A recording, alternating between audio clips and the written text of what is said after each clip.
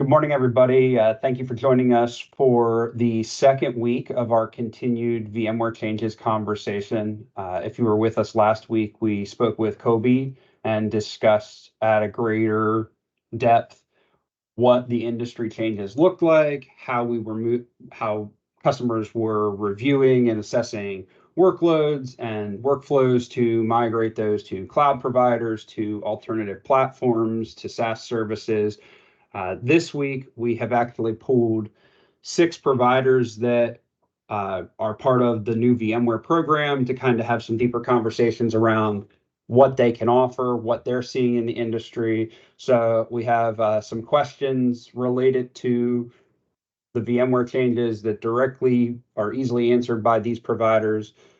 So without further ado, we'll get into introducing the providers. You all know myself, Chris Bomberger, the Director of Technology from Avail Technical Solutions. Jared is actually, unfortunately, not on the call yet from Flex Central, but we'll kick it off to AJ for introductions, and we'll kind of move through the group here to introduce everybody. Hi, everyone. I'm AJ Kuftik. I'm Principal Product Strategist with Expedient. I've been in the VMware space for 15 plus years now as an architect, as a systems administrator. I've seen all of the various changes that have gone along. I was part of the early Cloud Foundation program and deployments. So I've been in this space, seen a lot of the changes, and I'm happy to be here to help people figure out what to do next.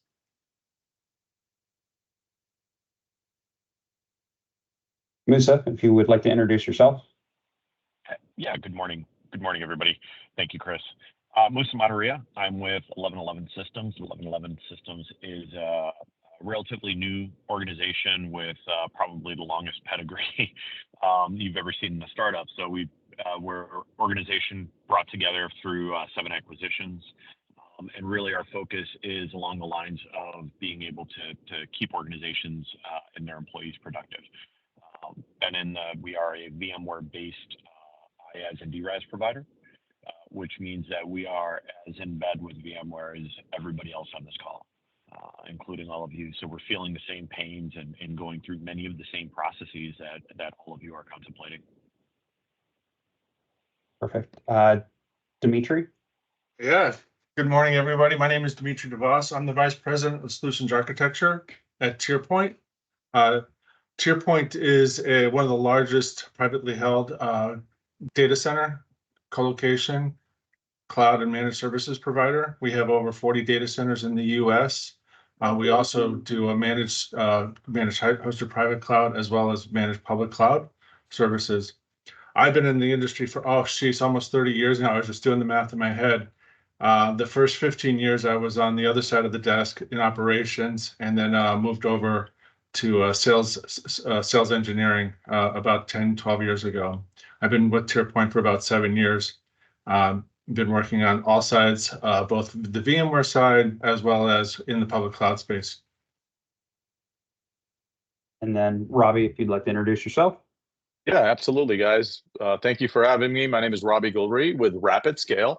I am the head of partner success, also the field CTO. So these days I've been spending a lot of time answering questions from partners and from direct customers on all the implications around VMware. Like Musa, we're a platform, infrastructure platform powered by VMware, so we're pretty embedded as well.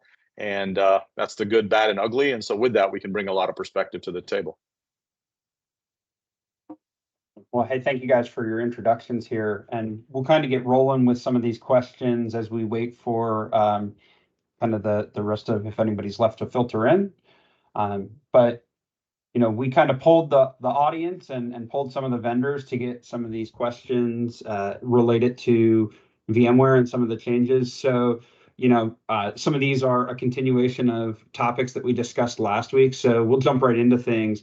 How are the vendors in this panel helping customers navigate and the sizing and migration of workloads out of the VMware ecosystem? So we've had a lot of conversation around people not wanting to be stuck in that ecosystem, not wanting to deal with the increase in price, and so they're looking to move platforms. They're reviewing what products could go to SaaS, how they're supposed to be properly sized? Are we looking at moving those workloads to another hypervisor? Can you guys talk through some of the things that you're doing? I can start, I guess. Yeah. One of the things that we've really pushed for with clients is helping them understand why are they making that move. The very obvious one is things are expensive. The problem is that the expense of the hypervisor is not necessarily the total cost. And so sizing and migrating a workload out is not the hard part. You can move to any other hypervisor you can find out there, Hyper-V, Nutanix, et cetera. But does the rest of the organization, from a tooling, operational standpoint, security standpoint, understand how that will work in the future? And I think a lot of organizations have not necessarily considered, oh, hey, if I want to move to Proxmox because Reddit told me to, do my backups work with that? Probably not. Do my monitoring tools work with that? Probably not. So now you have to rethink everything versus having to rethink or make small changes along the way to how you manage your platform. I think the other thing to consider is that when you start talking through those, what does staffing look like in the future? Because everybody on this call can throw a rock and hit a VMware engineer. It's basically anybody who's worked in infrastructure over the last 10 years has some form of VMware experience. But moving to something like OpenShift virtualization from Red Hat, maybe, maybe not, that you're going to be able to find staffing around those capabilities. And so that's where we are helping our clients actually make that move towards finding the right services that go around that. If they want to go out to hyperscale clouds like AWS or Azure, is that the right thing to do for those applications? These are the sorts of thoughts to really walk through when it comes to that migration and beyond just the actual sizing of those workloads. I think you mentioned SaaS. That's a really great opportunity for, hey, do I really need to manage this Exchange platform anymore? No, Office 365, off you go. So these are the sorts of changes that we're seeing and where we're really helping clients navigate those changes and work with services that can go across multiple hypervisors to get the right services to the right clouds for the right workloads. Yeah, I'll add to what AJ's saying. I think spot on. I feel like there's really three buckets of customers that I'm seeing. One customer is, look, I've already embedded costs, hardware-wise, infrastructure-wise, into stuff that I've been running myself. Can you just help me with a soft kind of landing spot? So that's kind of one type of customer where part of our program, and I know Expedient has this as well, is a resale program. Literally, we have the ability through our scale and our scope with VMware and some of the economies of scale that we've been able to form is literally just a resale opportunity. I obviously don't want to be known in the business as a reseller of VMware, but it helps our customers, right? That's kind of one type of customer. Second type of customers is like, well, at some point, I need to figure out how to move away from my infrastructure into something that you guys can manage. So we've got landing spots there as well. And then the third type of customer, and I think one of the questions here is also around alternative hypervisors. And so one type of customer is like, man, get me off of this VM thing as quickly as possible. What's my alternatives? And so this is where public cloud, the opportunity to maybe offload some of those applications and workloads into the public cloud really come into play. And so from a rapid scale perspective, this is where our whole public cloud team gets engaged as well. So again, different types of scenarios for different types of customers, but ultimately, I think all of us are here to just help, customers kind of navigate through this fairly complex journey. Yeah, now just to jump Yeah, on his point about the reseller part, we also don't want to be known as just a licensed reseller. Right. It's way more beyond that, but it's definitely something that we, as he mentioned, offer as well there. Yeah, I think the key thing, I think we're all taking a very similar approach, trying to help organizations be very thoughtful in making the move and removing any of the emotion out of it, because there's a lot of emotion in it, right? You've been working with a company for 15 years, and then this comes out of left field, so there's a natural human reaction to it. But once you kind of remove that emotional piece out of it, it's taking that thoughtful approach. It's being very deliberate in how to go about it, and finding the right landing zone, not for your entire infrastructure, not just jerking it out and moving from the devil to the devil you don't, because that's why we're seeing organizations realize what should have been in cloud instead of just moving everything there, right? You're starting to see people make determinations based on application and what platform that individual application should be, rather than a peanut butter spread approach across the entire enterprise. What a lot of the clients are needing out there is the time to make those decisions, and they're coming up on their renewal. So I think any one of our VMware-based IaaS infrastructures allows clients to have that time to go through the process. If to go through a true rationalization and identify those platforms, it's a complex, time-consuming process. We're seeing customers that are going on 2 years to go through. That's not just the rationalization, that's actually doing the moves, modernizing some applications. So what do you do for the next 2 years? Do you just bite the bullet? Do you move it into a cloud environment so you're in a more hybrid environment? That's really the decisions we're helping clients make. Do you keep it on-prem by that time? And then the question when they decide to go that path is, are you just kicking the can down? Are you really going to do this, or are you just kicking the can down the road? Because you've wanted to do this for 5, 7 years now. So now all you're doing is saying, I'll get to that later. So moving them into a multi-tenant IaaS environment gets them halfway to that solution. Now, the other half is what you do from there forward, which is take a look at your applications. What should go SaaS? What should go public cloud? Maybe help you get data to the edge, reduce your overall footprint. And all of us provide the flexibility in the contracting so that you can do the shift, right? You may move 100 VMs or 1,000 VMs day one. And as you go through that rationalization, the number of those VMs that footprint on the multi-tenant will continue to shrink because applications are moving to where they should be. And at the end of that process, you'll have what should really sit there and remain on VMware. Yeah, I agree with all of you guys. You really hit it. One of the things that has really been clear is that if you don't have a cloud strategy, or didn't have a solid cloud strategy, now you need to start thinking about that. And, what is that? And you may be accelerating. The term digital transformation has been bandied about for years now, right? But this is really, I feel like, the tipping point where folks really need to evaluate what are you doing. That said, we met with Gartner a few weeks ago and had a one-on-one with Gartner, and she was explaining to us, she was very insightful that, it's very emotional right now. So I think, Musa mentioned, you check your emotions. That's the hardest part sometimes. And, maybe it's a 2x, she said 2x to 12x price increases.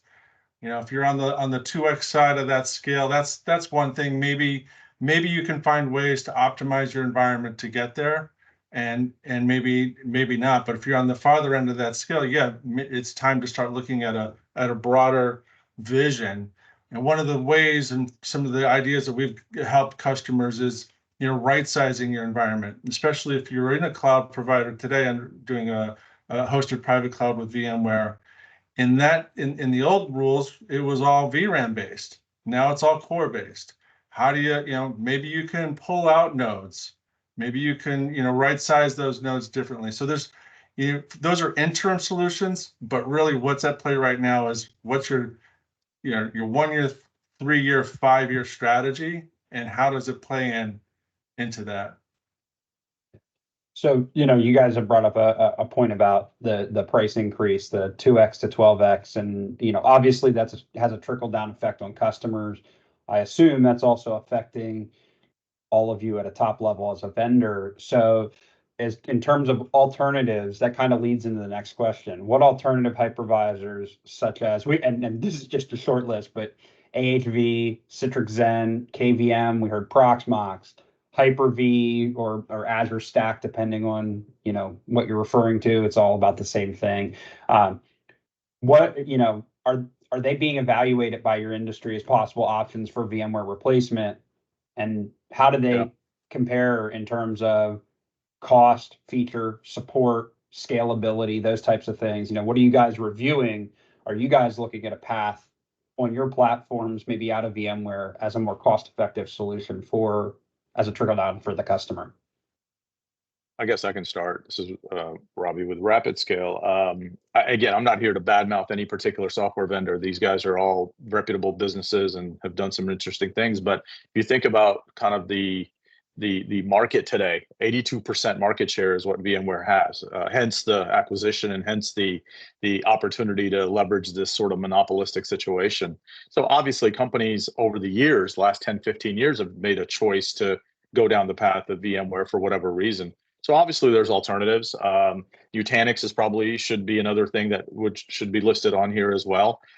You know, our approach from a organization and sort of strategy perspective is, yeah, you're going to see the 2 to 10x, but because of the scale we have, we are seeing a bit of an impact. But we've decided as a business not to pass that cost on to our partners and to our customers. So that gives us some I guess insulation, or our customers some insulations around that. But in terms of choices, you know, you really have to think about two questions. One is, do I feel comfortable trading in one ecosystem that I've invested a lot of time, money, and energy around and build my applications on, to another ecosystem, whether that's you know, Hyper-V or Nutanix? And so again, no right answer or wrong answer. Or the other alternative is, hey, do I just take away and actually do make the leap into public cloud? And so again, we're here to just advise and consult with our customers to make sure they're making the right choices.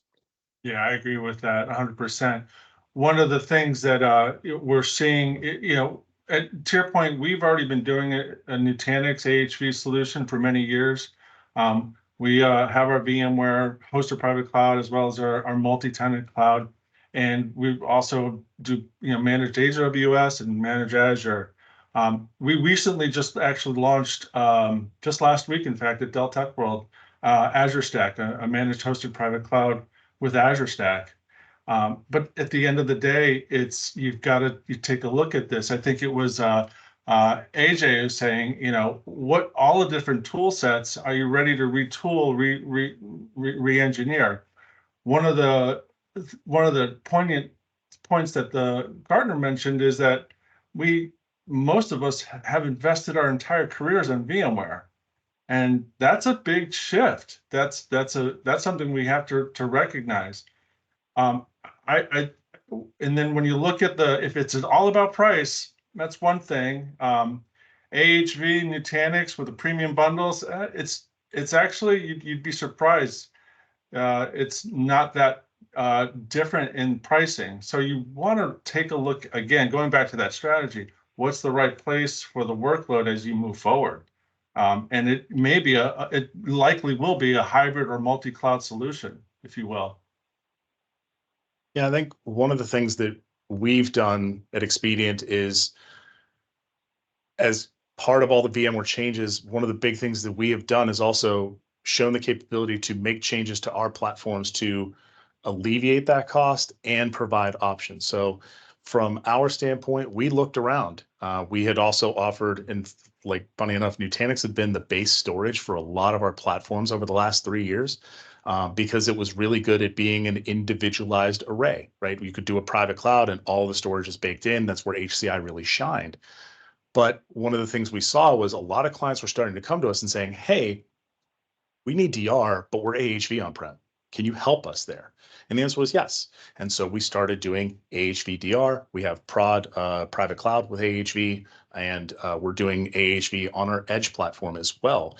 And part of this is, one, clients are asking for it, full stop. Like, there's no real, question around that. It is a direct request from clients, but it's also to show to show our clients, like, hey, we're not just tied to one thing, and if you don't fit in the box, you can't be in here. It's to show that we can be flexible to our clients. The other piece that we did was we made sure that all of our services that went around it, not just running the VMs, but backup, DR, management and monitoring, our security tooling, that all of those things worked across both our VMware and Nutanix platforms, so that if you were to come to us and land on, say, you want to do AHV for most of your environment, but you have these like 5 applications that must run on VMware, that you're not having to manage 2 different backup tools and 2 different monitoring tools, that it is all consistent across the board. Because at the end of the day, I saw one of the questions is like, kind of, what do they compare in terms of features and costs? From our standpoint, you're running VMs. Like, you're running workloads. There's not a ton of huge difference between the 2 platforms. It comes down to what is the ecosystem and capabilities for you as a client on premises today. Landing this on your own Nutanix cluster is going to be a cost because your existing VMware hosts are not necessarily Nutanix certified hosts. So it's not just, oh, I'll just go deploy AHV. You have to move into their hyperconverged platform. They did announce at .next that they have a partnership with Dell PowerStore, but that's brand new as of right now. As you roll that out, there is a cost implication to making that switch. So I think there's a number of different pieces to that jump where we have said we see Nutanix as being the clear best-in-class alternative. They match the ecosystem really well to VMware, and they have a really strong platform to build off of. If you're thinking about going to KVM, AHV is KVM with support and a better ecosystem. It's literally what it is. So there are ways for you to actually move forward and get to where you want to be, and do that through navigating where your workloads really need to land and what is the actual cost optimization that goes along with that. Yeah, AJ brought up a great point on the ecosystem. That's something that's so lost in this. I mean, we've looked internally at this, and we considered other platforms, and what we really came down to is the reason people are looking to move away from VMware isn't feature, functionality, reliability, support. It's none of that. It is cost. So instead of making that shift, we've worked, as many of the people here, organizations here have said, we've worked to minimize or eliminate that cost implication to a client, to give them a landing zone where they're not shifting all of that ecosystem. They're not changing their world. They're simply consuming in a more cloud-like manner.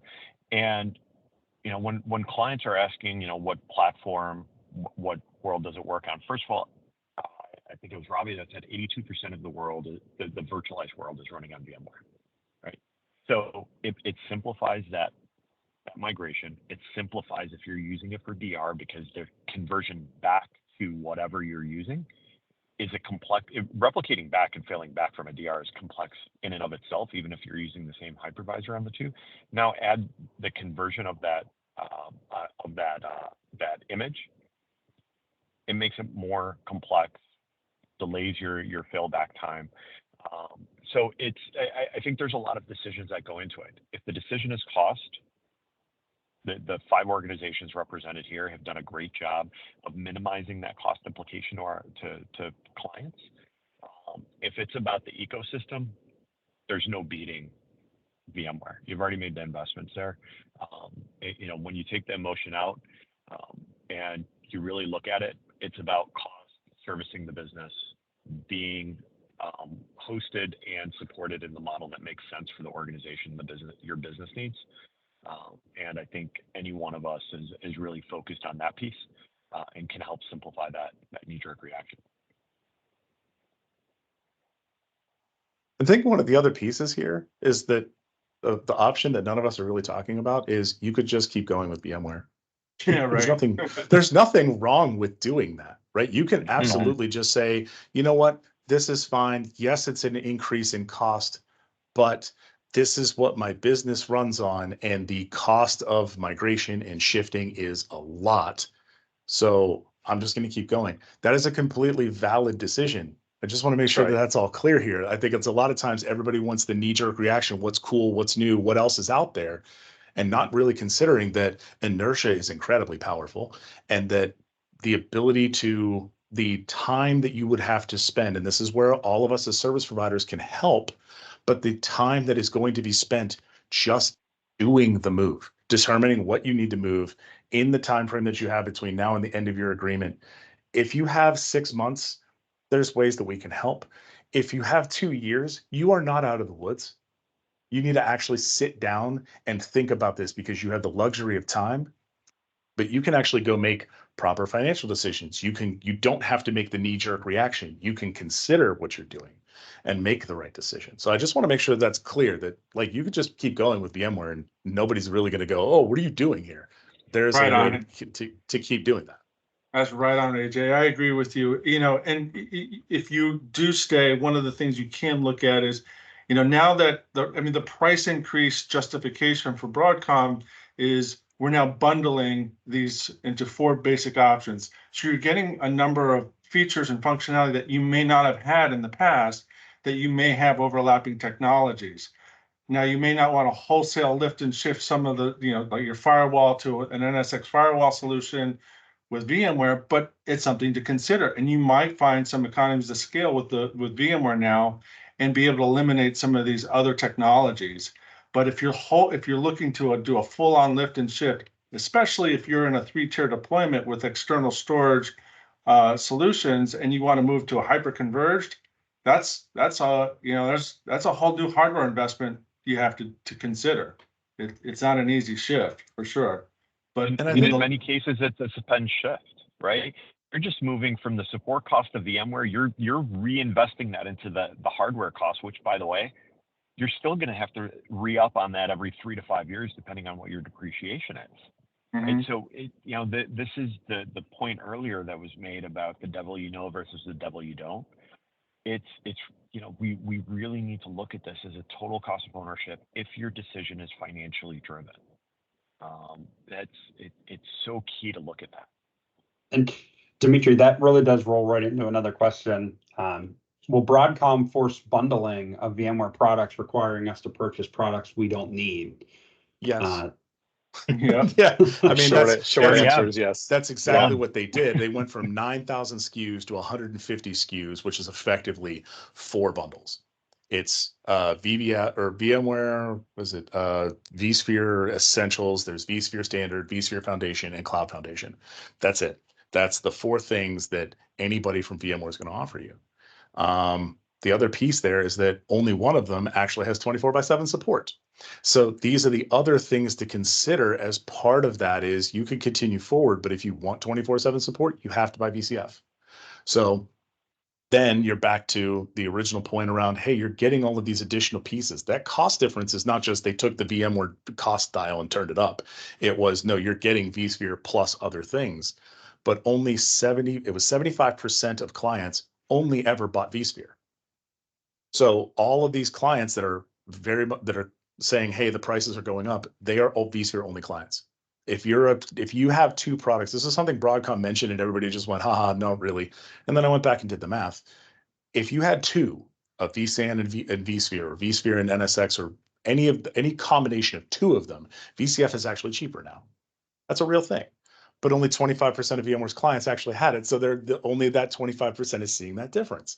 So this is where a lot of that consternation is coming from, and being forced to move into these bundles and having to choose whether I'm going to pay X dollars for a cheaper bundle, but not having Sev1 support or 24/7 support is like a decision that people have to make. It's a gross decision, but it's there. And it's a decision that is still able to be made. Or there's the service provider space with us where we can help you migrate and get you out of, managing VMware contracts and helping you get to where you want to be, to the actual outcomes you're looking for. Or you can go to a hyperscale cloud through through us or through the other partners to actually find the right cloud for the right workload all the way through. I think that's really where the bundling part is kind of known at this point, but where we all fit into this is helping people figure out what is that right decision. Yeah, I don't think I can add anything more than what AJ said. That's exactly right. I think the support thing is something a lot of people just don't understand. Yes, support is only included. And this is where I think working with partners like us for a lot of customers makes sense, because we've been doing this for a long time. We've got economies of scale, we've got a support team, and so you don't have to worry about that. So regardless of what bundle we're talking about, what license structure we're talking about, we've got a support mechanism that can really help. So it's, we're saying it's a resounding yes on the bundling. It's a resounding yes on, at some level, cost increase. So given that climate, given all the changes, can you give some guidance on how you're working with customers to help them navigate and optimize these changes and charges? You talked about implementing a secondary product. Musa talked about maybe a lift and shift on, here was a technology that you might have had with another vendor. Let's bundle this up, make it more cost effective, and look to shift that to VMware. Do you guys want to speak at all about how you're working with customers to optimize and navigate those bundles and changes? My first question is very simply, how long do you have? I think AJ or a couple of folks actually on the call mentioned this. If the answer is, hey, I got 3 days to make some decisions, that's a different ball game than, hey, I've got a year and a half to really think about this. So that's really the first question that I think we should ask everybody. And then based on that, there's obviously some directions, we can guide and advise customers around, and we've talked about a lot of those. Yeah, I think, same thing. How much time do you have to make decisions? And then we walk them through becoming cloud smart instead of cloud first, or whatever methodology they were going through. And cloud smart is like, you got to go through the approach of looking at application by application, what the user profiles look like, where the users are, like all of the information gathering on that. And then what the usage patterns of it, what's the profile of it. All right, based on that, it makes sense to move that here, this there, this to this other platform. This should go SaaS. But you have to determine how much time they have. If it's 6 months, all right, let's buy you time. Let's migrate. Let's talk about the migration into an IaaS platform that's going to give you the flexibility to be able to spin down and move workloads where you need to, because you can't be committed to 100% of your environment if you plan on moving it. And then let's talk about the approach to go through that, right? Do you have the internal capabilities to do it? Do you need to do some consulting engagements, some workshops, pull in the stakeholders? I think one of the biggest things that IT is not taking advantage right now, I've been in IT almost as long as some of the guys here, almost 30 years now as well. And for the first 25 of it, IT was fighting to get a seat at the table to make business decisions. We finally have that, but right now, when we've got a serious challenge within technology and we need to make decisions for our individual organizations, we're not leveraging that seat to have the conversation. Yeah, I think one of the other pieces here is that there's two timelines. There's the VMware timeline. How long is your support agreement? How long? Some people have, an enterprise agreement that ends at a specific date. You're not getting new numbers until probably 60 to 90 days out from that renewal. So that is also something that becomes a challenge of like, okay, now you have 3 months and this is what the real numbers are. The other side of this is hardware. Because if you bought hardware last year, but your VMware agreement is up this year, it's hard for the business to say, well, we just spent like 300 grand on server hardware. What do you mean we're scrapping all of it to go somewhere else? Like, no, we just spent all this. We have depreciation we have to pay for. What are you talking about? This is where I think some of the other decision-making process has to come in of maybe it is a renewing with VMware to kick the can down the road, with the decision point being, this is what we're doing over the next 3 years to get us as off of this platform as possible, right? Effectively, you are buying yourself time there. There's other options that we have as Expedient with bridge licensing to help you kind of extend that timeline. But if you bought hardware last year and you run your hardware for 4 years and your business expects to depreciate that over 4 years, it's going to be a minute. But one of the challenges I've seen in the past with even other vendors in the same space is you sign this everybody scrambles to try and cut it down as much as they can so that when they sign the agreement, it's the lowest number possible.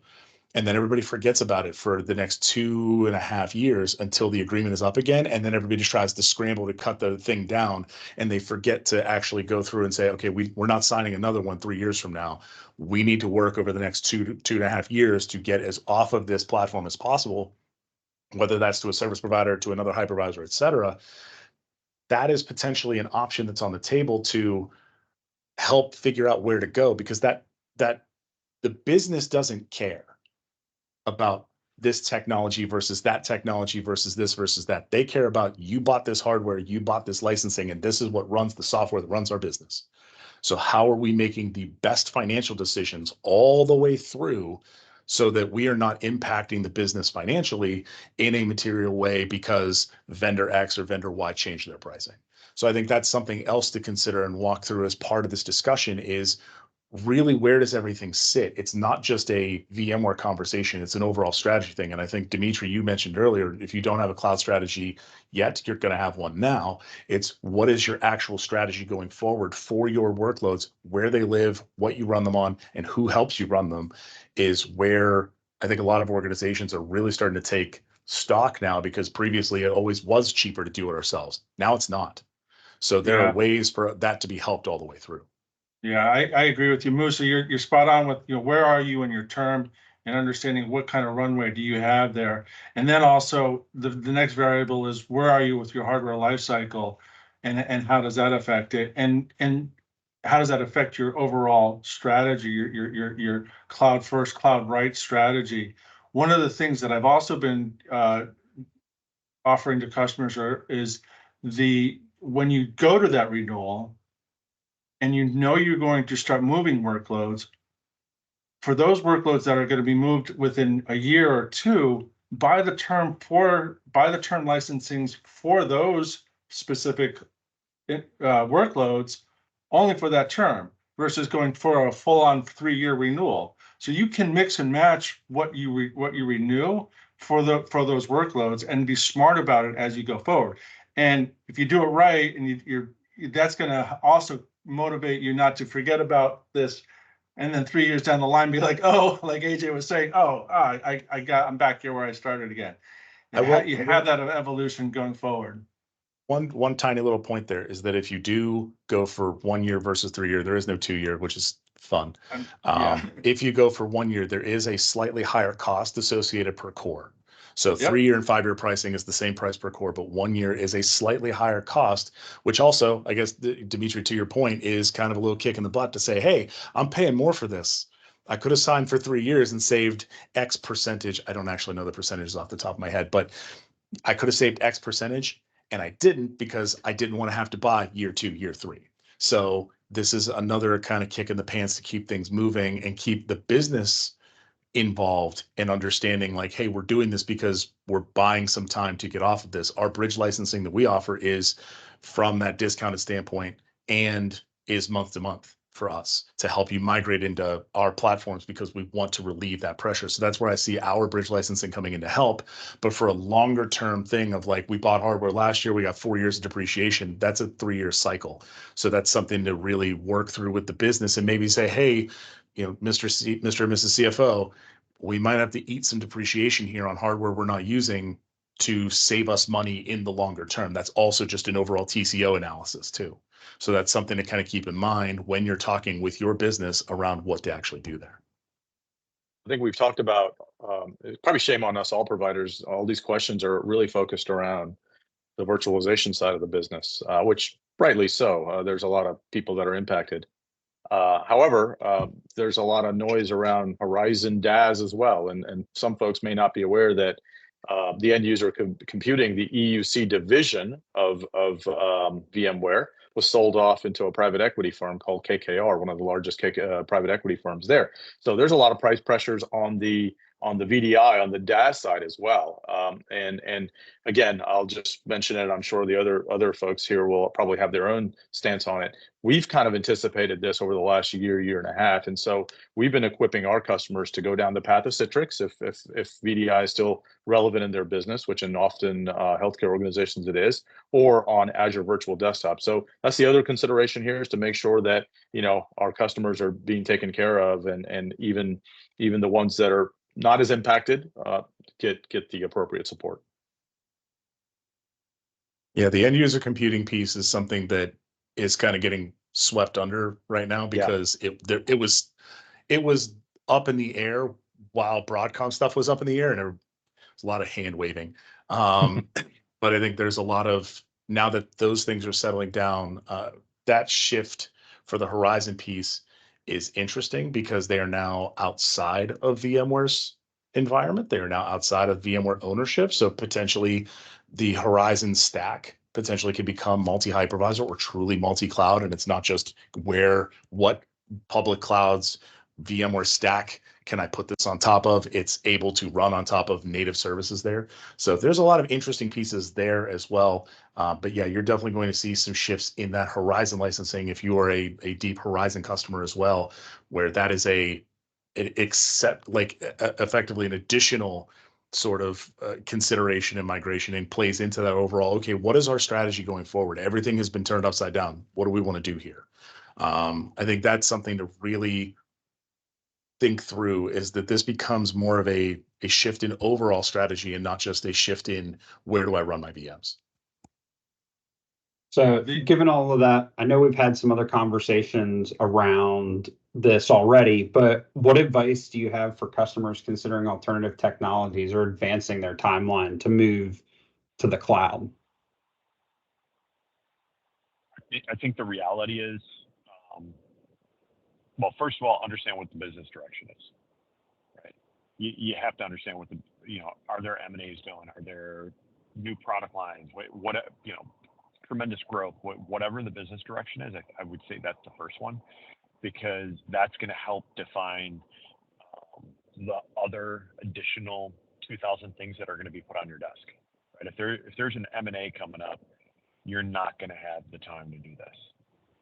And in a lot of scenarios, even if there's not major projects coming up, just the ongoing TLC necessary to properly manage an enterprise is time consuming. And everybody has the same three limitations: time, talent, and budget, right? None of those are infinite. And if the time and or the talent piece are your limitations, you have to be honest about those, because all of us in IT usually got in it because we were tinkerers and we like to build things and get creative and put the Lego pieces together in new, unique ways. But you just won't have the time to play with all the Legos in the box. There's too many of them. So that's a point where I highly recommend people look at bringing in some help. Somebody that's been there, done that, going to give an honest and thoughtful perspective on what the path forward is, and then help execute on that plan. And there's a reason that the consultancies are so engaged in the enterprises. The largest enterprises use consultants all the time. It's not because they don't know the answers, because they can't. There's an opportunity cost to walking away from what they could be doing during that time. So I highly recommend that if you're truthful about it, you don't have the time or talent to be able to go through that and do the full analysis, sit down with stakeholders, understand usage patterns, all the necessary things to make a thoughtful decision. Use somebody to gather that, then sit down with them and build out the criteria as to which parameters are the tipping points to go one way or another. That should be a collaborative effort, but all the data gathering on the front end, outsource that, bring in somebody to help. Yeah, I think one of the other things is, and Musa kind of mentioned it there, is we don't have time for everything. Is how do you get time back? How do you, and I'm not talking about the okay, we finished a meeting 15 minutes early. I'm talking about how do you actually put time back into the hands of your smartest people? And a lot of that comes back to what projects, if you're going to make a big migration or you want to make a big shift, you are going to have to put projects on hold, or you're going to have somebody come in and help you do it, to give you extra hands, right? This is, again, where the service provider space really comes in. My job is to give you time back. That's what we do. We do operating system patching and management. We've done it for 20 years now. Why? Because it's a big pain in the butt, and it's a big time burden and a big time sink. And it's not something that we've removed as a product, because it actually provides a deep value to our clients, right? The same sort of thing applies to, you want to migrate from platform to platform. You want to figure out how to actually go from point A to point B. Let us handle that. We've done this. We've done this for our client base. We've done this for ourselves. We've been able to be successful in getting clients to where they need to be. This is the same discussion we've had with our clients forever, honestly. We want to actually help you get to where you want to be. And we know that you do not have the staffing and the time to go build everything out yourself. Even the biggest companies in the world, even the biggest ones with jingles and ads on TV, have struggled on cloud migrations because they didn't know exactly what they were doing, and their existing staff was figuring it out as they went. This is where you can actually have someone come in who's been successful, can show you the cases where we've been successful, show you exactly what we did, and actually be able to get you to where you want to be. I think that's the key thing here, is that if you want to accelerate your timeline on going to the cloud, talk to somebody on this call. If you want to accelerate getting off of your existing platform and onto another hypervisor, or you want to optimize your VMware spend, talk to somebody on this call, because this is what we all do. And I'm speaking generally, and I don't think I'm speaking out of turn here. That's what we as the service provider space do. And I think in that shuffle of what cloud is the right cloud, et cetera, it gets lost. That the value proposition isn't the technology, it's always been the people and processes and the capabilities that we provide. And I think that's really where, if you want to accelerate things, you need help. Who can help you? The people here. Yeah, I mean, it's wildly complicated. I don't want to overstate it, but it is. As you look at your digital transformation or just your IT transformation, if it was easy, we all would have done it. We all would have been down this path already and prepared for it. And bringing in a third party, like any of us on this call, we all have deep benches of consulting services. Not only will that help you unravel this ball and really give you a good idea of where you want to go and help you there, but it's also going to take the biasness out that may be embedded in your company. We're going to come at this in a very agnostic way, an agnostic approach. And speaking for TierPoint, our first step is to understand, again, what are the business objectives? What is the company trying to achieve? Not what is the IT department wanting to achieve, but in terms of productivity and efficiency, brand image, revenue, expenses, what does the business want to achieve overall? And then back into how does IT support that and drive that forward? That's where any of us can help you with those discussions and those decisions. One last piece to add to that. As you approach your team is probably so loyal that they're going to say, we can do this. And that's the reality, right? Their loyalty to you as a leader, to your organization, they're going to say they can find time to do this, right? They can get this done. But here's the question I would advise you ask yourself. This is now a cost thing, right? This isn't threatening your business. It's just additional numbers on the balance sheet, considerable numbers on your cost sheet. What is really threatening to your business is disaster recovery. So if they're going to find time for this, when was the last time you tested your disaster recovery? When was the last time you updated your plan that was probably written 5 or 7 years ago? And I think the answer to that will give you the real answer, not the one that they want to satisfy you and the organization in a very, in a sincere way. They're trying to tell you that they'll find time. They just don't have it. They don't. There's too much. And I think the other piece there to kind of extend that is the people who are at I would call it the doer level, engineer, admin, et cetera. They will feel as if this is something that is taking away their value. And the answer to that is absolutely not. Their value is what they know about the interior workings of every organization. The people who are on this call, we work with literally thousands of organizations across the country and around the world. We don't know all of them, right? I don't know that this is like Thursday at 4 a.m. is when this one report runs. I don't know that, right? Our job is to take as much of the burden off of your plate so that you can actually focus on that. If you want time to go do things yourselves, this is how you do that. Right? If you want to go down that, the people who are loyal and they say we can find time to do that, the way you find time is to help them get it. Right? I don't want their jobs. This is something that comes up a lot no, I built this. I don't need help doing this. And it's those people who actually desperately need it and they're afraid to ask for it because they are afraid that it will make them look like they don't know what they're doing. And the answer to that is absolutely not. It is, we want to help you so that you can show also where you know what you're doing, where it provides more value than just, I really know that this one report server needs to be rebooted at 4:15 a.m., right? This is where that value proposition comes in.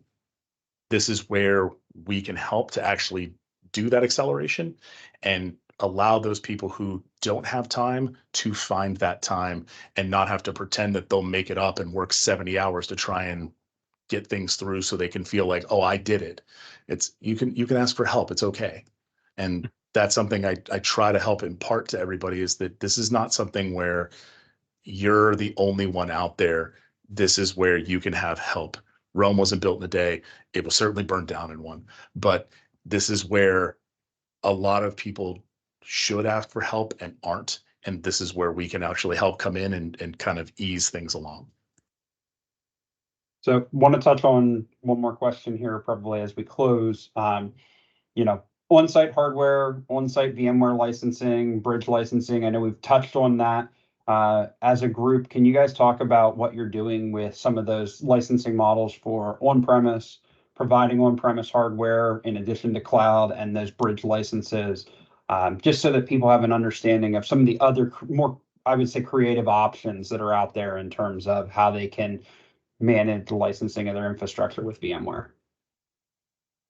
Yeah, I think AJ and I talked a little bit about sort of a landing spot, right? We don't want to be known as resellers, but to help our customers feel better, at least in the short term, that hey, there's a company out there that can help us. So we've got the resell option, we've got the migration to our infrastructure option in a multi-tenanted cloud platform, and then back to the resell option because of the economies of scale, our status as a partner, with the Broadcom world. We are seeing a bit of an increase from a costing perspective, but as a company, we've decided not to pass that on to our partners and customers. So, it's really what we're trying to do to help, just be a good citizen. And ultimately, again, we're in business to make money too. The goal is for the door to open and then help customers sort of, through their digital transformation journey. Yeah, and AJ, that's also. Yeah, can you that's touch on the edge computing model that Expedient offers as well as part of your offering? Yeah, sure. So just to kind of come back to the original point around bridge licensing, that is something that we are doing specifically as a migration tool. A lot of organizations where it's like I have to make a decision in 3 months. This is where we can extend that out so that decision doesn't have to be made quickly and knee jerk. We can actually help extend that, relieve that pressure. And so our licensing applies to on-prem hardware, and that is paid month by month as part of a migration onto our services. So it's actually a really helpful tool for us to be able to get clients to where they need to be and not have to just slam everything in. Because again, at the same time, on the flip side of that is this client's like, okay, I have to get off in the 3 months. What's our timeline? How are we getting things up? How are we getting things running? All of those pieces come into play along with all of the other clients that we're working with. So making sure that we're able to prioritize everybody properly so everybody kind of wins there. In the edge side, we have our hardware that can run on premises where it is paid, again, per core, just because everybody here, we're all per core. We do per core licensing on that edge hardware. We could run VMware ESXi. So for our manufacturing clients, we have clients who have said, hey, I'd love to switch hypervisors, but this application can't switch. It is literally like only certified to run on top of VMware. It's not certified to run on top of anything else, which means I lose support with my vendor for my manufacturing line. So they stay on top of VMware.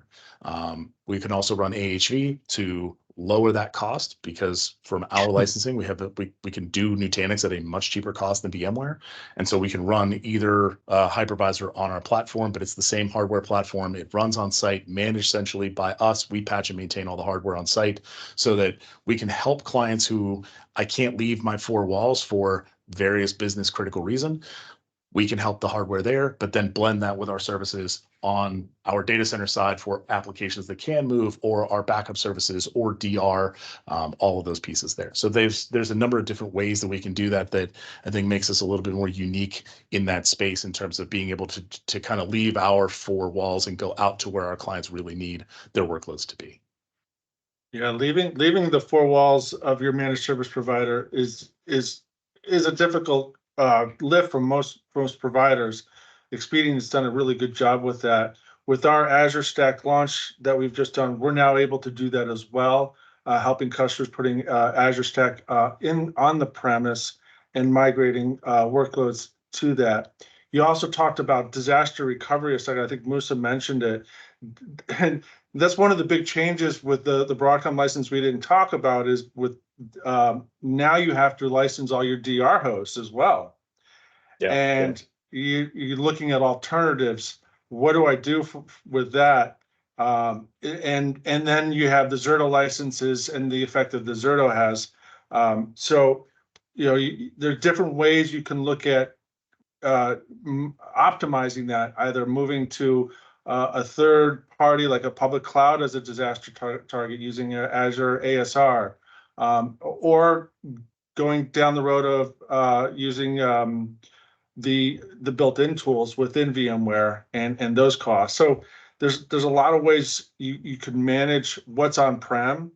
And if you really need things on-prem is the question that you should be asking yourself. Do I need to have this on-prem going forward? And that, again, going back to that cloud strategy, that what do I need here? Manufacturing probably needs some stuff on-prem. Healthcare probably needs some, but overall, what don't I need? And as you're moving towards a 365 solution, how does that affect everything? And where do I put my workloads? Where? So it's again complicated. Yeah, I think the big thing there is if you're looking to optimize like day one is DR. DR as a service, you can land on any of us as VMware cloud providers where we can help you optimize that cost because you are paying for all of the cores. If you're running this at a second site that you have connectivity to, all of the hosts there, you now have to pay every single month for all of the cores, whether you're using them or not, right? And this is a DR environment, which means you hope to never actually use that gear. This is where the cloud providers can help because we can do things at a lower cost standpoint from a compute, storage, and licensing standpoint to actually help you drive and optimize those costs down with workloads that you don't actually have to move. You just have to point, right? You're just saying, hey, send it over here instead of over there. So you can make a ton of optimization to your hardware and to your licensing spend just by leveraging a cloud provider where you also don't have to worry about, okay, how do I remember how to turn on the run book? You can call us and we'll do the failover for you. So there's additionally services that sit on top of that that can really help you all the way through versus, hey, we took our hardware that was 3 years old and we put it over here. And then we just run some VMware licensing over there. We just never pay for that hardware. It's just always the hand-me-down hardware. In the event of a disaster, your business will very much care that that's hand-me-down hardware because it won't be as fast as what you just put into production. So those are the other pieces to keep in mind. This is where we can help from our hardware and our scale. Well, I think we're going to draw to a close with that. Thank you, everybody, for your time today. Thank you, everybody that joined us from a panel perspective from Flexential, Expedient, 1111, TierPoint, and Rapid Scale. We definitely appreciate you. And as well to our customers, please get in contact with your technical advisor if you'd like to speak with any one of these vendors or with myself about your digital cloud transformation, how we may be able to optimize workloads, what we might be able to do from a VMware perspective. Certainly, we are available to be of assistance for customers from that perspective. So thank you, everybody, and have a great day. Have a wonderful weekend. Thank you. Thank you, everyone. Thank you all.